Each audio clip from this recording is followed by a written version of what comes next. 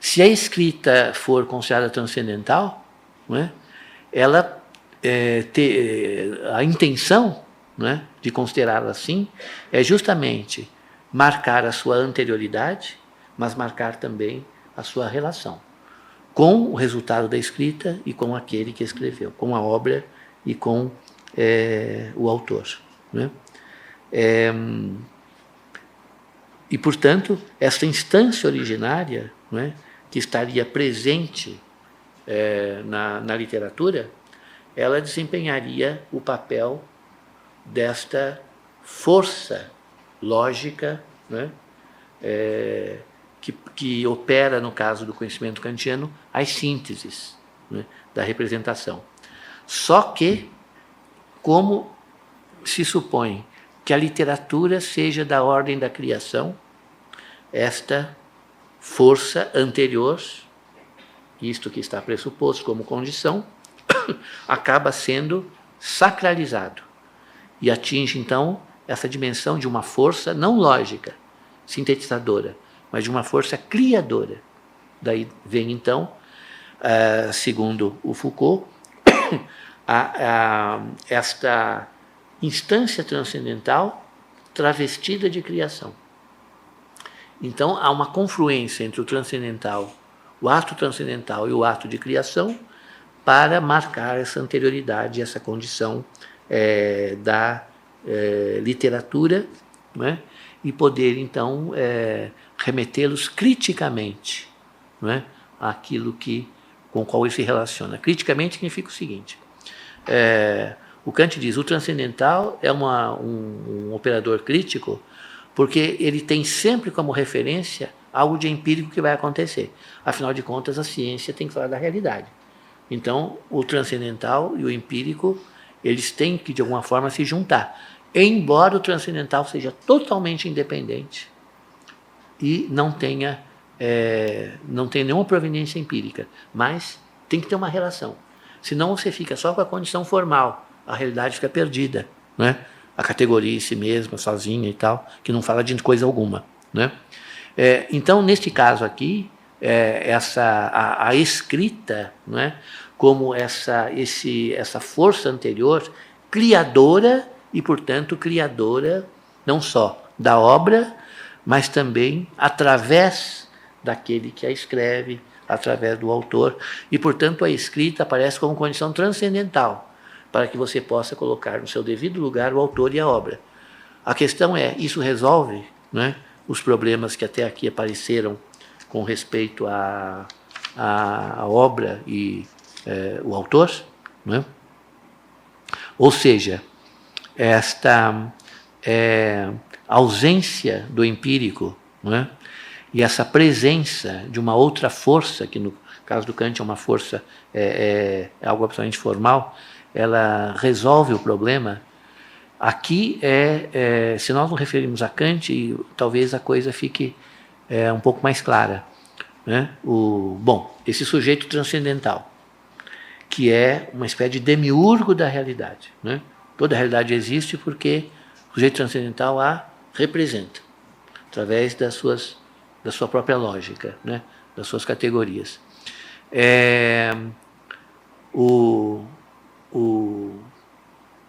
Os pós-kantianos que voltaram à metafísica, eles leram essa instância transcendental, essa condição de possibilidade, como princípio, e princípio de ordem metafísica, né?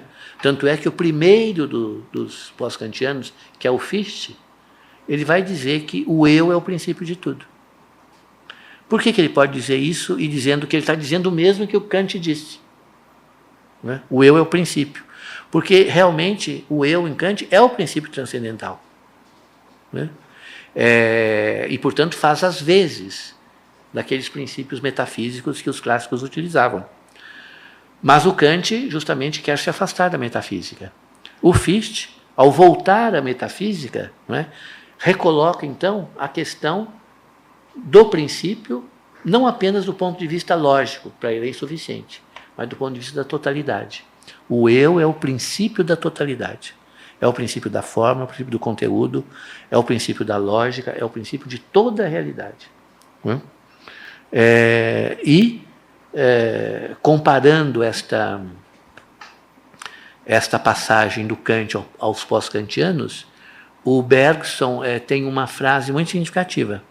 Ele diz o seguinte: não demorou muito para que o transcendental do Kant voltasse a ser Deus, que o Kant havia abandonado ou acreditava ter abandonado, ou achava que não tinha necessidade.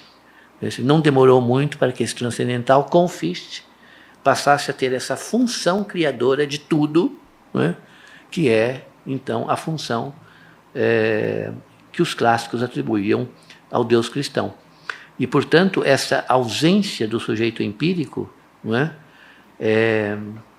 E essa pureza do princípio, né, teria, a suspeita do Foucault é essa, né, teria a finalidade de engendrar o real, quer dizer, a literatura, garantir a sobrevivência da obra e mostrar como a obra excede o autor, assim como o conhecimento excede aquele que conhece, né? Que é uma das conclusões do Kant. O conhecimento não depende de quem conhece, depende de uma instância transcendental, da qual aquele que conhece particularmente participa, mas excede. A literatura também iria de acordo, seria concebida então de acordo com esses mesmos princípios. Então, assim como Kant teria substituído o sujeito empírico pelas condições a priori da representação, assim também a noção de escrita manteria ainda compromissos com essa fonte enigmática de onde provém a obra, que para o Foucault, então, é essa espécie de autor transcendental, ou autoria transcendental, não é? Que parece que não é ninguém. E, de fato, é uma ausência, né? Mas é aquela ausência que opera, né? E que permite que algo aconteça. Assim como o transcendental, não sendo empírico, é, na verdade, aquilo que permite que qualquer conhecimento empírico venha, né, a acontecer. Né? Então, a desaparição do autor, né, ela tem esta consequência. Né? A desaparição do autor, a ausência, né, que é condição do acontecimento da obra, do acontecimento do livro. E aqui, de novo, então, vemos a presença do Mallarmé. Né? É a ausência do autor que vai fazer surgir o livro no sentido, né, malarmaico, né? O livro naquele seu teor absoluto. Né? Então, a partir daí, notamos que essa ausência ela pode ser problemática.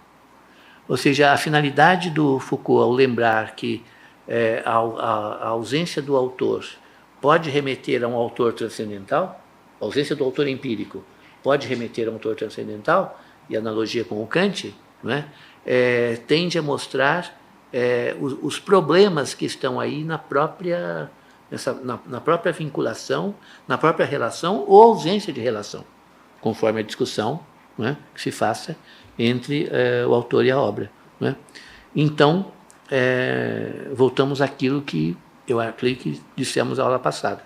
Portanto, não basta dizer que não existe mais autor, que o autor morreu, que ele desapareceu,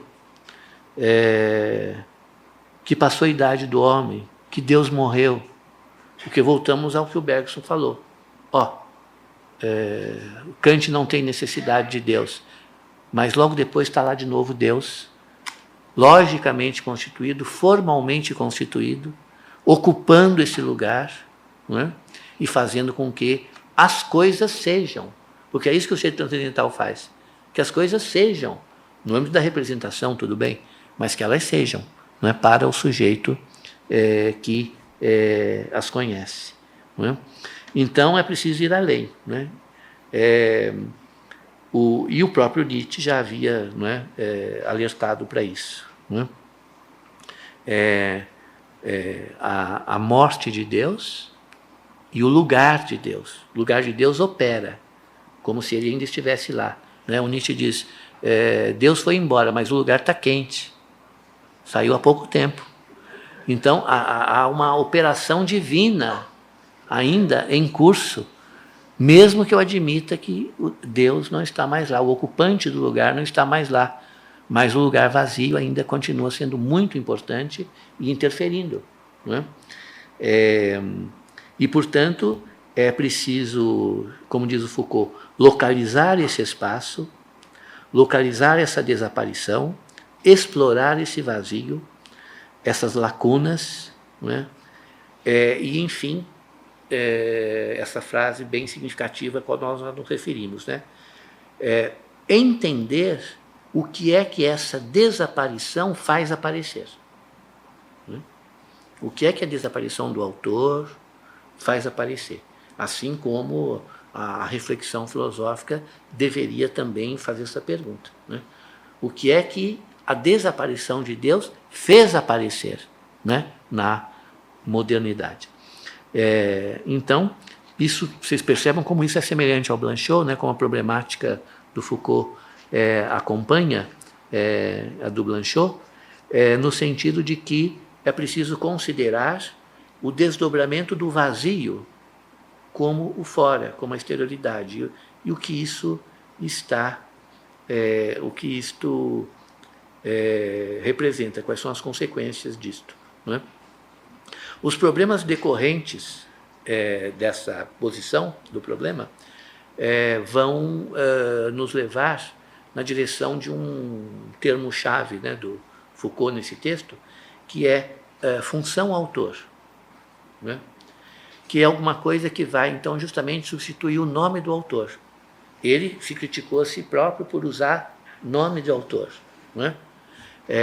Então, o que seria preciso para superar o nome do autor?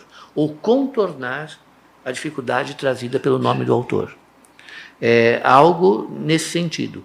A função autor, que não, quando nós a colocamos, não é preciso responder a pergunta quem.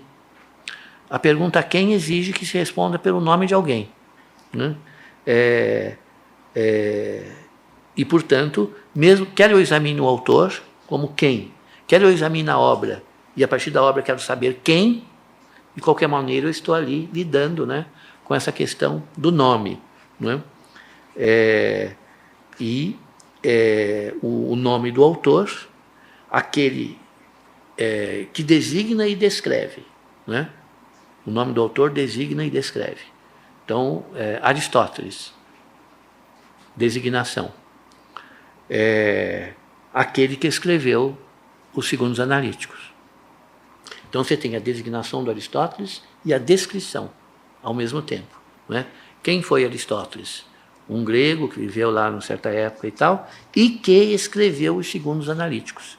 Essa designação descritiva, né, ajuda a entender a que se refere o nome do autor. Né? E, portanto, não se trata apenas de apontar o indivíduo, mas de descrever o autor dos Segundos Analíticos. Né? E, portanto, o nome Aristóteles designa e descreve. Nem todas as características do nome do indivíduo, então, são afetadas pela descrição que possamos fazer daquilo que gira em torno dele. Por exemplo, pode-se descobrir, pelas pesquisas, que o liceu no qual Aristóteles ensinava não ficava no lugar que se acredita que fica em outro lugar. Bom, o Aristóteles vai continuar sendo o autor dos Segundos Analíticos. Né? É completamente diferente quando se descobre, o que por vezes acontece, né, que quem escreveu os Segundos Analíticos foi um aluno do Aristóteles, não ele. Então, aí você já tem que remanejar a relação entre o autor e o texto e reformular a pergunta pelo nome do autor. Quem é o autor? Por vezes acontece.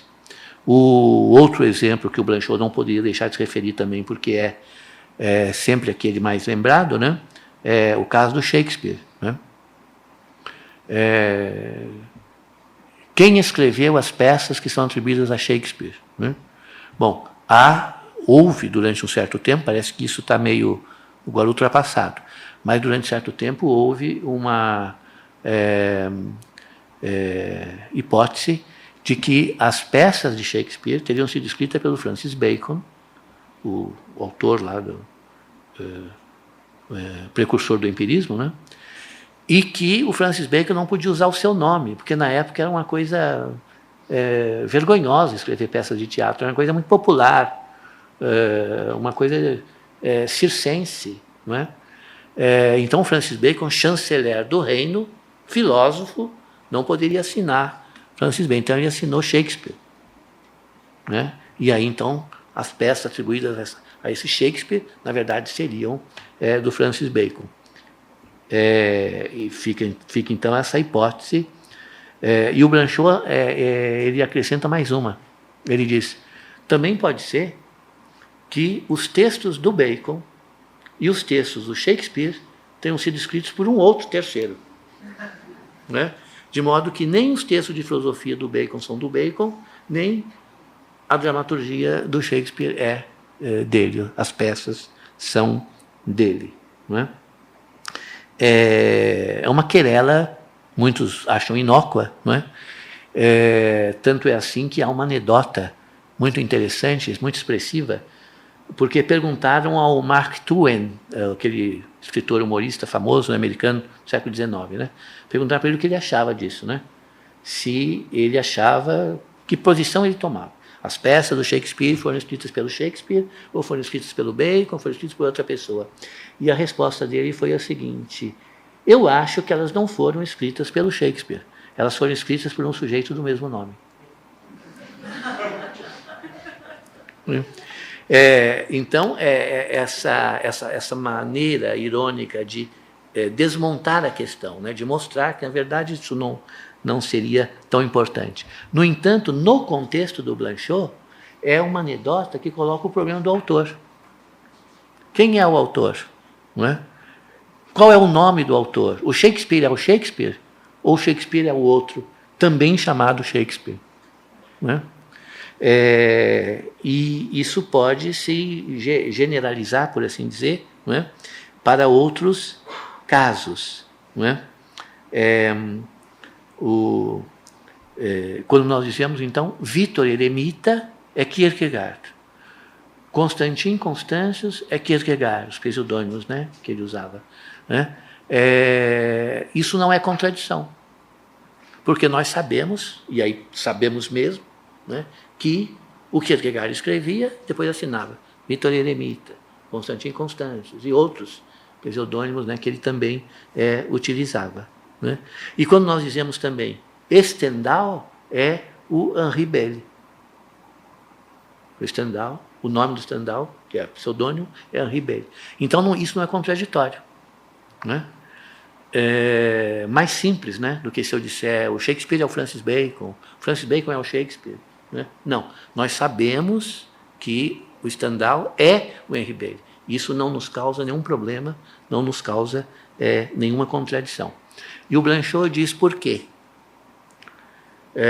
Porque, na verdade, não se trata tanto do ser do nome. O ser é da coisa. O nome não tem ser. A coisa é, ou a pessoa, no caso, é. O nome funciona, né? Então, quando nós dizemos Shakespeare, não é tão importante saber quem é, se ele existiu, ou se foi uma porção de gente que escreveu as peças, etc., né? O que interessa é que o nome funcione, né? Assim como nós entendemos que Stendhal funciona. Embora, na verdade, seja Henri Belle. Stendhal não existe. Existe o sujeito lá, a pessoa é o Henri Belle. Mas Stendhal funciona. Funciona como nome, né? Mais ainda do que isso, o próprio Homero, né? Funciona como nome. Foi um grupo de poetas, não foi ninguém, foi uma tradição anônima. Homero é o nome disto. Só que não há nada que ele nomeie propriamente, se ele não existiu, mas ele funciona. Hermes Trismegisto, o autor daquela coletânea de textos místicos neoplatônicos, né? Ninguém sabe se esse sujeito existiu, se era uma pessoa, se era um grupo, se são textos recolhidos, mas dizemos, Hermes Trismegisto é aquele autor esotérico e tal, do neoplatonismo, e com isso fazemos o nome dele funcionar. Uma coisa que está mais próxima de nós e que também é citado pelo Foucault, Bourbaki.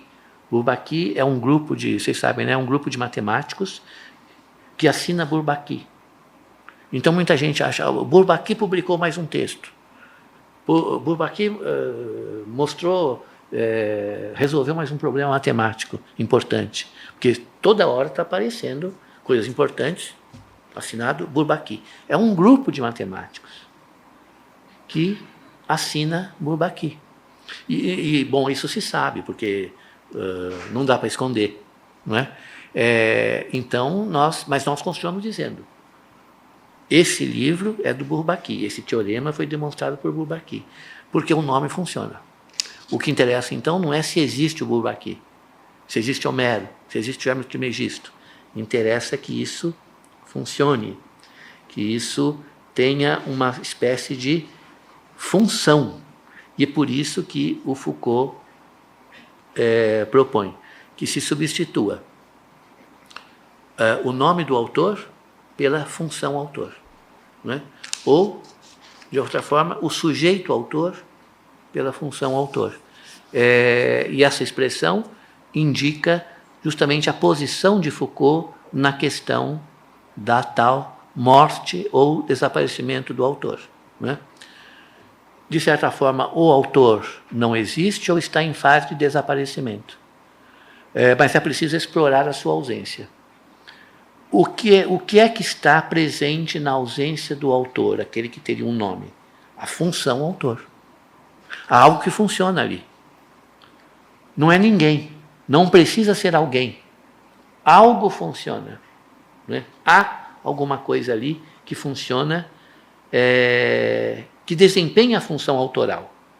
E isso, então, nós chamamos função autor. Não é uma coisa nova, não é? Por exemplo, quando nós vamos à literatura mítico-religiosa das civilizações arcaicas, não é possível saber quem é o autor, não é? No caso, o autor ou os autores são tão míticos quanto as personagens e as próprias histórias. Tudo é mito, não é? Mas existe a função autor através da qual essas histórias foram contadas, herdadas, desempenharam função civilizatória, estruturaram uma sociedade, enfim, muita coisa aconteceu a partir disso que não sabemos quem é o autor.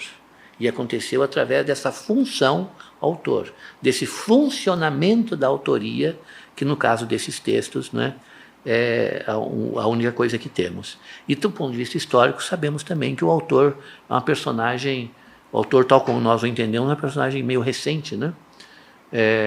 A literatura, principalmente no caso do helenismo e da Idade Média, as peças, os autos, aquelas coisas todas que faziam lá poesia, não tinha autor. Não era importante. Não se cogitava disso. Tanto é que a cada representação de um auto, os atores e presumivelmente o diretor, né, da representação modificava, interferia. Não tinha que respeitar texto, não tinha que respeitar autor algum. Não havia, não sabia quem era. Então era uma coisa que ia se modificando, crescendo, se expandindo. Depois o Foucault vai usar a palavra proliferando. Proliferando. Por quê? Porque não tinha o autor que funcionaria como a contenção disto. Não, eu não vou modificar. Ele escreveu assim, tem que ser assim. Então, essa ausência do autor que, no entanto, não pode nos fazer esquecer que está ali uma função autoral. Caso contrário, aquelas peças, aquelas aquela literatura não existiria. A situação, evidentemente, mudou quando passou-se a remeter à escrita ao ato da escrita, né? Então, a escrita, o ato da escrita e, portanto, o autor, aquele que atuou, né? Isso é alguma coisa que acontece mais ou menos no mesmo momento em que o Descartes diz que o fundamental é o sujeito enquanto ato de pensar, né? E aí então vai aparecer essa ideia paralela. O fundamental é o autor, porque o ato de escrever é dele. Ele é o sujeito da sua obra, porque ele é que cometeu, como se diz de vez em quando, né, esse ato de escrever, né? Então, o autor passa, então, a ter esse direito, por assim dizer, né? E também a se expor. Aí ele tem que se expor. E a transgressão literária vai, então, expor o autor a... Você não sabe, por mais escandaloso que seja um auto, né, quem é responsável por aquilo. Mas se há um autor de uma determinada peça, né, que vai causar problemas, a censura vai atrás do autor, porque há um autor. Ele é responsável, ele vai ser punido. Assim como se a coisa estourar e fizer um grande sucesso, ele vai ser beneficiado. Então, essa posição do autor, nova, não é, e contemporânea ao advento da individualidade moderna, não é? O Foucault chama atenção para o regime de propriedade, né, que vai dar depois no direito autoral, né? O autor escreve e aquilo que ele escreve é propriedade sua. Ele, portanto, é um indivíduo que, em vez de empreender uma fábrica de sabão, ele empreendeu a escrever. E isso vai ser a sua propriedade, né? Assim como a fábrica de sabão é a propriedade do sujeito mais lúcido que resolveu montar a fábrica de sabão em vez de escrever. Então, a partir desse regime de propriedade, essa exposição do autor e as consequências a partir daí, a transgressão. O Foucault diz que a literatura passa a oferecer perigo, né? Então, você pode ser morto, você pode ser preso, você pode ser banido, e assim por diante. Mas, aí, então, esses regimes de autoria vão se diferenciar, né? Porque os gêneros de escrita que não pertencem à literatura vão entender o autor de outra maneira, não é? Simplificando a coisa, por exemplo, um texto científico. Um texto científico, ele tem o seu autor como índice de credibilidade, né? Então, eu digo, fulano de tal, 1982, não é, demonstrou tal teorema, eu me refiro àquilo, todo mundo sabe o que é, quem se trata, qual a importância, qual o papel que aquilo tem, não é?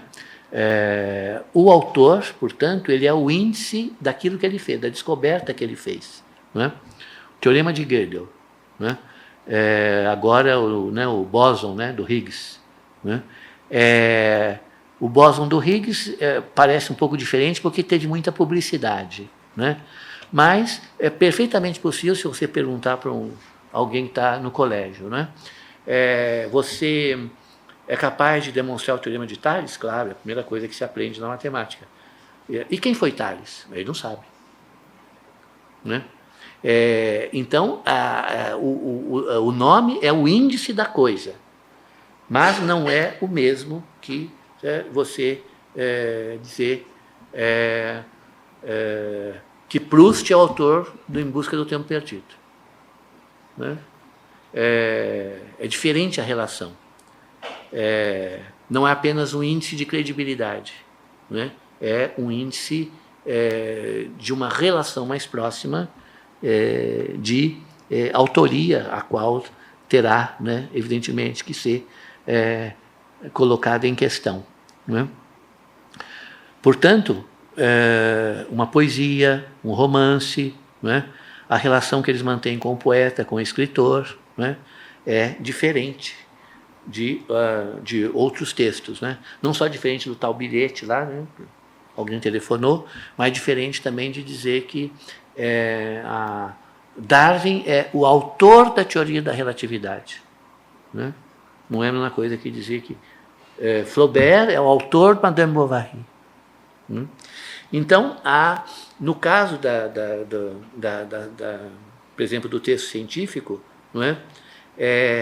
Essa função autoral que implica o desaparecimento da pessoa ou o ocultamento da pessoa, ela aparece mais do que no caso do texto de romance. Não é? Parece que há uma obrigação de saber de quem é o texto. Não é? Tanto é assim que a disciplina chamada exegese, ela surgiu para que se possa estabelecer o autor. E no caso, nos casos dificílimos, porque era a Bíblia. Né? Quem é o autor? São Jerônimo, que se dedicou, foi praticamente o criador, não é?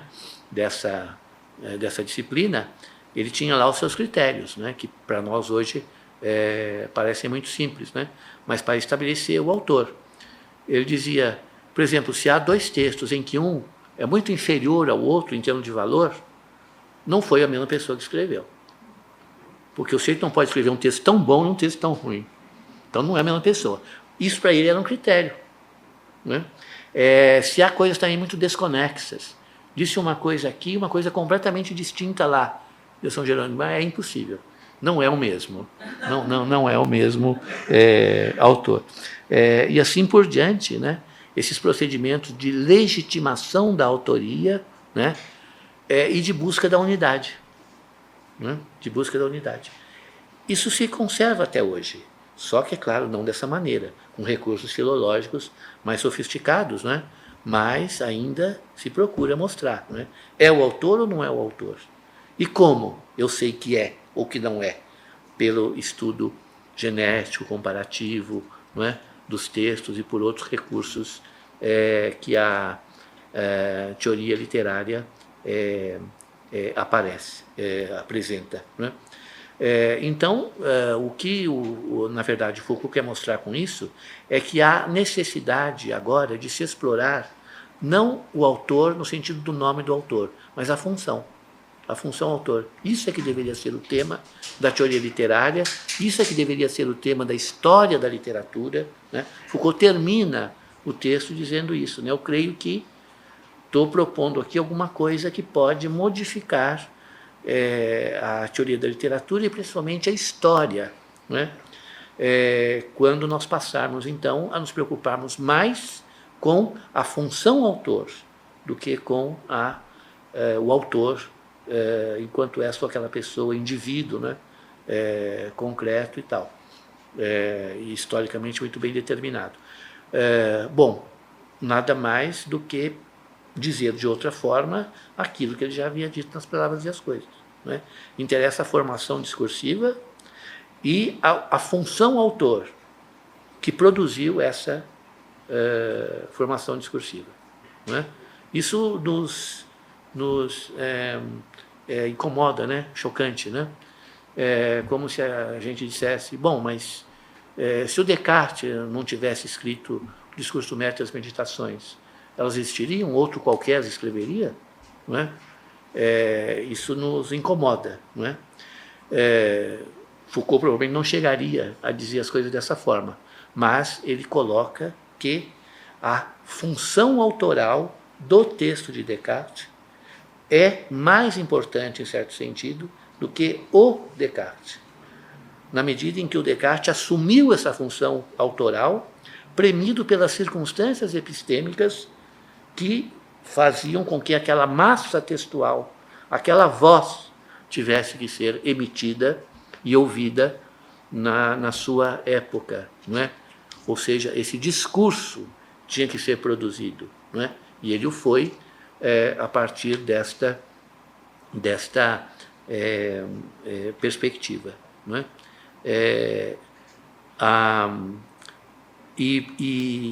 Portanto, mas no entanto, essa função autoral, que parece ser disseminada e pode provocar a proliferação dos autos medievais, ela é contida. É contida no sentido mesmo de reprimida e censurada. É preciso que haja o autor. E essas disciplinas que vão em busca do autor, elas têm a função teórica, mas também têm essa função relativa à organização social. É preciso saber quem é o autor. A atribuição do autor é um meio de efetivar o controle da proliferação. Quando não há autor, não há controle da proliferação. Os sentidos e as maneiras pelas quais podia apresentar um auto medieval, porque não tinha autor. Isso é a proliferação. É preciso conter isto. Há algo de perigoso na proliferação, a liberdade demais. Então é preciso que o autor assuma e faça esse papel. Ele contém a proliferação. Ele é o autor, ele é o dono, ele é o proprietário. Né?